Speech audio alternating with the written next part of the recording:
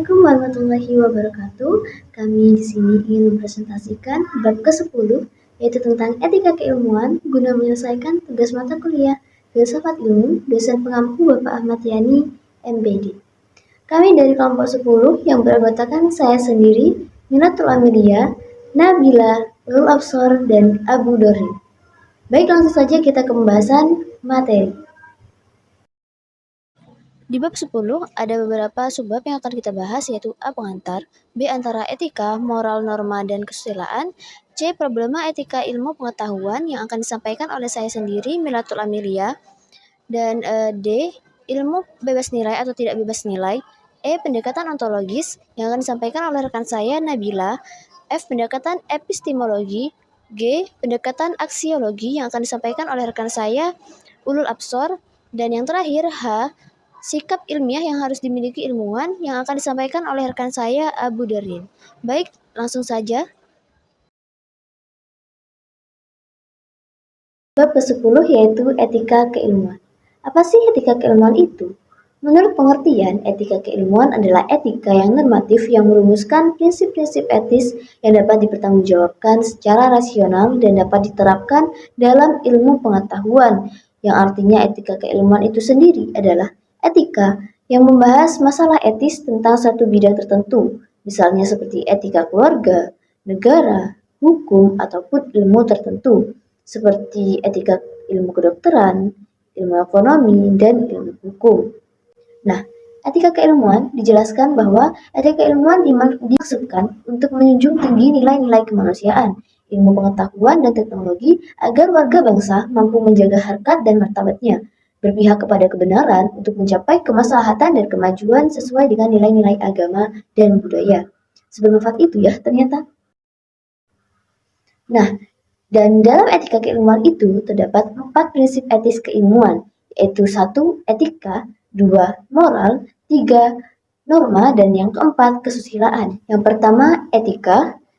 Etika dalam bahasa Yunani, etika berarti etikos, mengandung arti penggunaan, karakter, kebiasaan, kecenderungan. Etika juga berarti timbul dari kebiasaan, adalah cabang utama dari filsafat yang mempelajari nilai atau kualitas.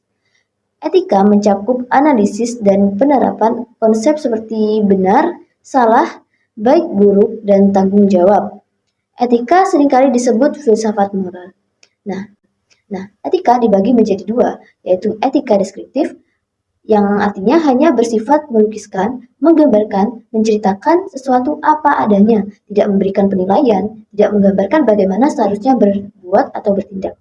Dan yang kedua, etika normatif. Itu sudah memberikan penilaian yang mana yang baik dan buruk, dan mana yang harus dikerjakan dan yang tidak dikerjakan. Dan etika normatif itu dibagi lagi menjadi 2, ada 2 macam. Dan etika normatif terdiri dari 2 macam, yaitu etika umum dan etika khusus. 2. Moral. Moral berasal dari bahasa Latin moralis atau kata dasar mos, moris, yang berarti istiadat, kebiasaan, cara dan tingkah laku, seperti halnya baik buruk, salah benar, tepat dan tidak tepat dalam aktivitas manusia. Sama halnya dengan ajaran tentang perilaku akhlak, atau dapat diartikan bahwasannya moral secara umum dikenal sebagai suatu perbuatan, tingkah laku, atau ucapan seseorang dalam berinteraksi dengan manusia. Berikut perbedaan antara moral dan etika. Moral adalah pengertian tentang mana ajaran hal yang baik dan yang tidak baik, sedangkan etika adalah tingkah laku yang dilakukan oleh manusia berdasarkan hal-hal yang sesuai dengan ajaran moral tadi. Nah, berarti moral tersebut adalah suatu ajarannya dan etika tersebut adalah tingkah laku berdasarkan ajaran moral tadi. Dan yang ketiga, norma. Norma adalah alat tukang kayu atau tukang batu yang berupa segitiga, yang berarti ukuran, yang kemudian dalam perkembangannya diartikan garis pengarah atau suatu peraturan. Berdasarkan KBBI atau Kamus Besar Bahasa Indonesia, norma memiliki arti sebagai aturan maupun ketentuan yang sifatnya mengikat suatu kelompok orang di dalam masyarakat, di mana norma diterapkan sebagai panduan atau tatanan. Dan juga pengendali tingkah laku yang sesuai. Jadi, dari berbagai pendapat tadi dapat disimpulkan bahwa norma adalah norma aturan yang dibentuk karena adanya suatu kebutuhan masyarakat akan ketertiban yang ingin dicapai dalam kehidupan sehari-hari. Dan jika norma dan peraturan tersebut dilanggar, maka akan ada sanksi sesuai dengan kesepakatan yang sudah ditentukan. Contohnya seperti norma agama, itu berasal dari aturan-aturan yang ditentukan oleh Tuhan masing-masing agama. Nah, dan dari aturan itu, larangan atau anjuran sesuai dengan yang tertuang dalam kitab suci. Dan yang terakhir, nomor 4, yaitu kesusilaan. Menurut Leibniz, kesusilaan adalah hal suatu menjadi yang terjadi di dalam jiwa. Dan berdasarkan beberapa pengertian dapat disimpulkan makna kesusilaan itu adalah merupakan aturan hidup tentang tingkah laku baik dan buruk, berusaha suara hati yang berasal dari hati manusia. Dan berdasarkan dari pendapat-pendapat para ahli, yang dapat saya simpulkan adalah bahwanya kesusilaan itu merupakan aturan yang berasal dari dalam hati nurani setiap orang tentang apa yang baik dan apa yang buruk. Misalnya, seseorang hendak melakukan tindakan yang bertentangan dengan norma, dan ternyata ada sebuah bisikan dari hati nuraninya untuk tidak melakukan hal tersebut. Itu termasuk kesusilaan. Dan yang terakhir ini adalah pembahasan tentang problema dalam etika keilmuan. Dimensi etis dalam ilmu pengetahuan yaitu penerapan ilmu pengetahuan dan teknologi memerlukan pertimbangan etis. Ilmuwan harus mempertimbangkan kodrat manusia, martabat manusia, menjaga ekosistem, dan bertanggung jawab pada keuntungan umum serta kepentingan generasi mendatang. Dua, tanggung jawab ilmu pengetahuan dan teknologi. Tanggung jawab mencakup dampak ilmu pengetahuan dan teknologi di masa lalu, sekarang, dan masa depan. Dan ilmu pengetahuan harus dievaluasi dalam konteks hubungan dengan manusia, alam, dan pencipta.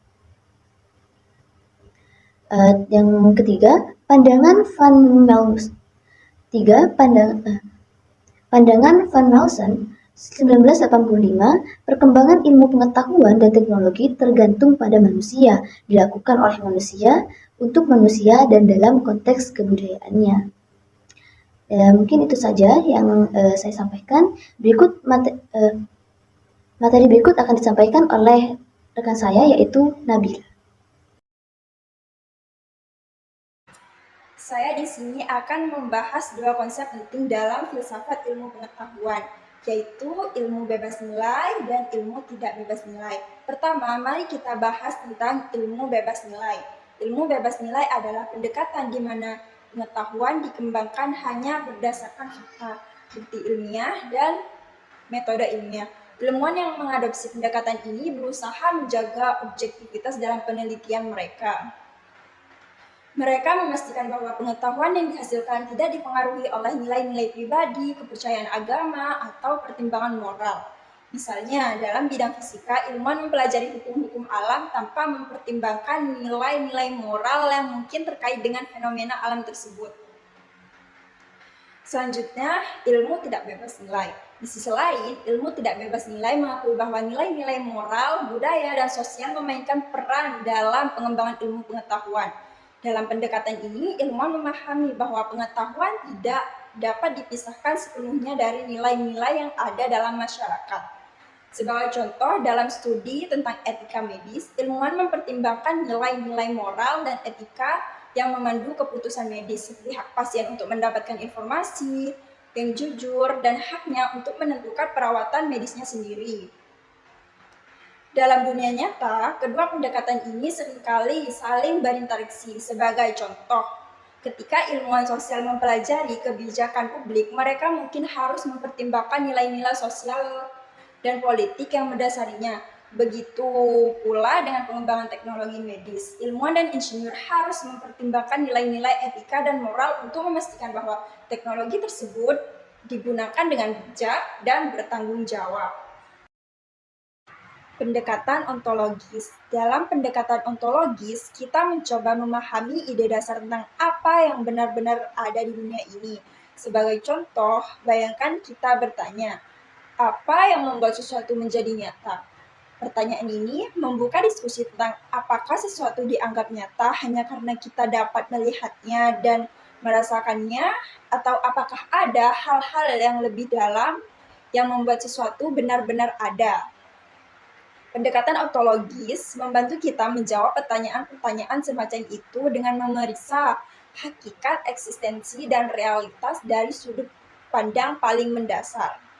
Dalam hal ini, pendekatan ini membantu kita memahami konsep-konsep dasar seperti apa itu eksistensi sebenarnya dan bagaimana benda-benda berinteraksi satu sama lain di dunia ini. Sekian. F. Pendekatan epistemologi. Epistemologi adalah cabang filsafat yang membicarakan tentang asal-muasal, sumber, metode, struktur, dan validitas, atau kebenaran pengetahuan. Landasan epistemologi ilmu tercermin secara operasional dalam metode ilmiah. Pada dasarnya, metode ilmiah merupakan cara ilmu memperoleh dan menyusuri tubuh berdasarkan pengetahuannya, yaitu A. Kerangka pemikiran yang bersifat logis dengan argumentasi atau memperkuat yang bersifat konsisten dengan pengetahuan sebelumnya yang telah berhasil disusun. B. Menjabarkan hipotesis yang merupakan deduksi dari kerangka pemikiran tersebut. C. Melakukan verifikasi terhadap hipotesis termaksud untuk menguji kebenaran pernyataannya secara faktual. Kerangka pemikiran yang logis adalah argumentasi yang bersifat rasional dalam mengembangkan penjelasan terhadap fenomena alam. Dalam kaitan dengan moral, dalam proses kegiatan keilmuan, setiap upaya ilmiah harus ditunjukkan untuk menemukan kebenaran yang dilakukan dengan penuh kejujuran, tanpa mempunyai kepentingan langsung tertentu dan hak hidup yang berdasarkan kekuatan argumentasi secara individual. Jadi, ilmu merupakan sikap hidup untuk mencintai kebenaran dan membenci kebohongan.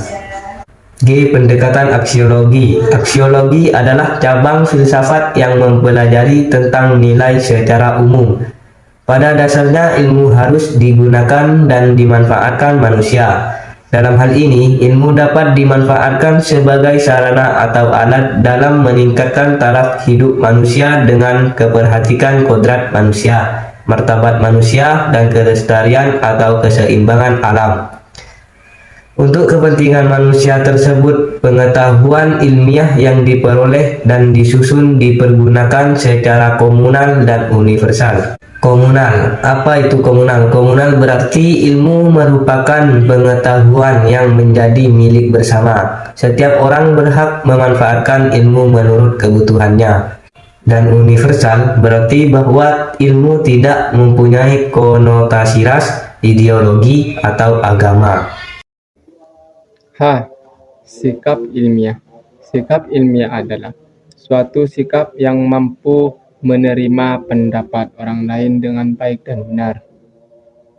Bertindak dalam memecahkan suatu masalah secara sistematis melalui langkah-langkah ilmiah yang tidak mengenal putus asa serta dengan ketekunan juga keterbukaan.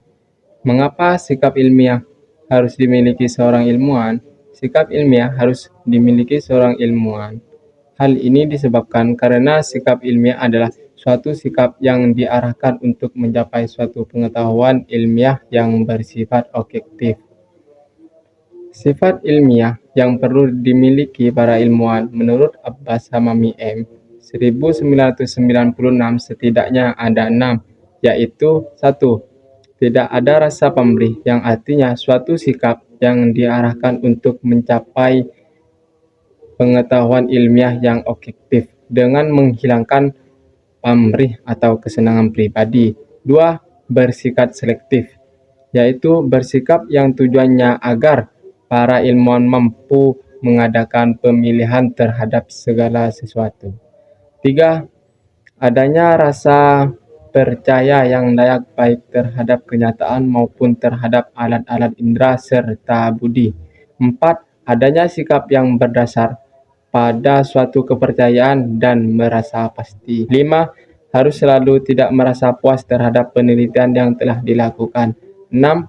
Harus memiliki sifat etis akhlak yang selalu berkehendak untuk mengembangkan ilmu untuk kemajuan ilmu, kebahagiaan manusia, lebih khusus untuk membangun bangsa dan negara.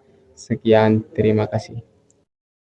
Demikianlah presentasi yang kami sampaikan, yakni dari kelompok 10. Kurang lebihnya mohon maaf sebesar-besarnya. Wassalamualaikum warahmatullahi wabarakatuh.